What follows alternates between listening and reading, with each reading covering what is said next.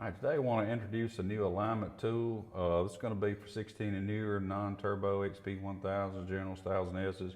Basically, it's a replacement for our older tool, the dash, or excuse me, the 16 dash tool. This is now going to be called the 161K, which means 16 model 1K. So anything 16 and newer, General 1000S, XP1000.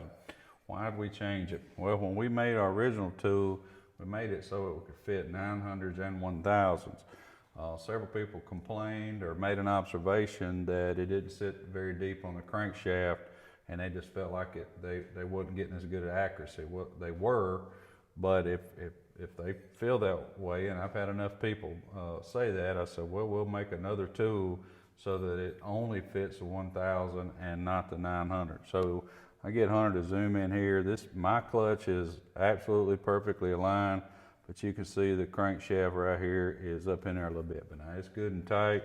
It worked great, but we're gonna fix it.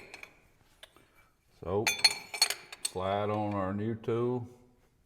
Now you see the crankshaft is actually sticking out just a little bit.